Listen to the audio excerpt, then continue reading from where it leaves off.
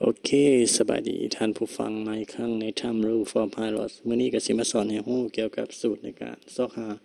Win Component and Diff Computation of iOS หรือว่า 2S Speed ก็ได้สูตรดังกล่าวก็คือในการหา Cross Win หรือว่า Haze Win แล้วก็หา Diff Angle เพื่อสิ keep track ในการบินใน en route หรือว่าบินในช่วง approach เพื่อบ่ให้ตก trackและก็กรีบเข้าไปหารันเวย์ในการแลนดิ้งก็คือเขามาหู้สูตรลัดแล้วก็ใส่ในสิ่งที่มันง่ายในการคำนวณในสูตรมีแบบใดนั้นเอามาเบิ่งกันเลยก่อนอื่นก็คือการหา win component การจะคำนวณหา diff angle เขาต้องรู้ win component มีแบบใดแน่ในการหา win component ทุกๆครั้งก็ต้องมีการใช้ชาร์ตก็คือชาร์ตก็ขึ้นกับเรือบินแต่ละชนิดที่มีมาให้อยู่ในเอกสารของนักบินเขาก็สามารถไปซอกหาได้ในตัวอย่างนี้ก็คือรันเวย์36วินฟอร์ม030 35 น็อตเฮดวินสิมีเท่าใดครอสวินสิมีเท่าใดก็มาเบิ่งกันก็คือเฮาอยู่แล้ววินมาจาก030เขาก็เริ่มจากที่030อยู่35 น็อตเขาก็ขีดเส้น35 น็อตเข้ามาหาทางเฮดวินคอมโพเนนต์เขาก็สิเป็น30 น็อตขีดลากลงมาเป็นทาง cross wind เขาก็เขียนว่า cross wind อยู่ประมาณ18 น็อต17 น็อตโดยประมาณอันนี้ก็คือเทียบให้เราคำนวณโดยการใช้ชาร์ตกับเป็นการส่วนคำนวณที่ง่ายอีกแบบนึงและก็ถือว่าเป็นการคำนวณที่ accurate แล้วมีสูตรอื่นอีกบ่พวกนี้การคำนวณหรือว่ามี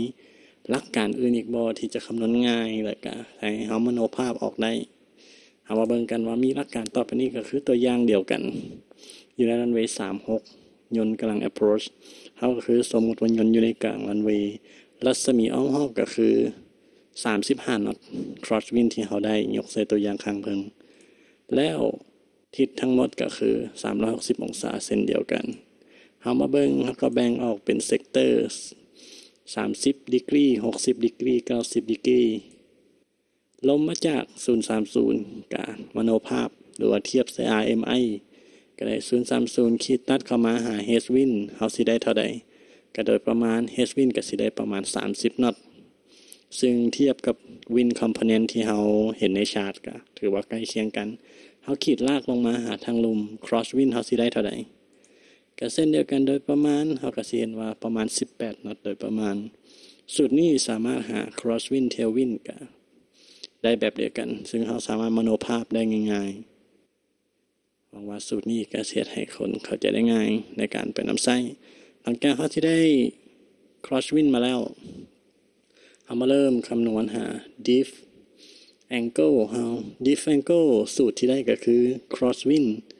มาหารให้ speed number เฮาสิได้ diff angle จากดีกรีมาเบิ่งกันยกใส่ตัวอย่างข้างเทิงมาบวกให้กับสปีดที่เขาได้คือตัวอย่างนี้คือรันเวย์36 true air speed เขาอยู่ใน180 true air speed นี่สิใส่ตอน en route ขั้นตอนนี้ approach ก็เอา indicated air speed มาคำนวณ wind from 030 35 น็อตเช่นเดียวกัน cross wind เขาก็สิได้ประมาณ18 น็อตจากตัวอย่างข้างเทิงเอามาเบิ่งกันในตัวอย่างนี้ก็คืออยู่ในรันเวย์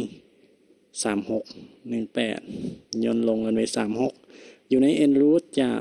compulsory point เขามี track อยู่360เขาสิ keep track หรือว่า keep track ในการ landing และก็ในการ keep track ใน en route แบบเดิมมาเบิ่งกันลม18 น็อตจากตัวอย่างจากสูตรทางเทิงเขาก็ได้18 น็อตหาร3เท่ากับ6 ดีกรี3มาจากใส่ speed number ก็คือ180หารให้60เท่ากับ3เขาก็ได้3มาหารให้18หาร3เท่ากับ6ซึ่ง6ก็คือเอาจาก heading ที่เขา keep หรือ track ที่เขา keep ให้360มาบวกให้6 ดีกรีเขาก็สิได้เป็น006 heading ที่เราควร keep เพื่อรักษา track 360ก็คือ006อันนี้ก็คือ deep angle แต่อย่าลืมก็คือในช่วง approach ต้องเป็น indicated air speed สูตรดังกล่าวง่ายในการคำนวณง่ายในการคิดไล่แล้วก็เฮ็ดให้เราบ่ต้องเสียเวลาไปคำนึงถึงสูตรหลัก หวังว่าสูตรที่นำเสนอไปนี้จะเป็นประโยชน์แก่บรรดาท่านขอขอบใจในการรับชมหวังว่าท่านจะติดตามวิดีโอครั้งต่อไปขอขอบใจ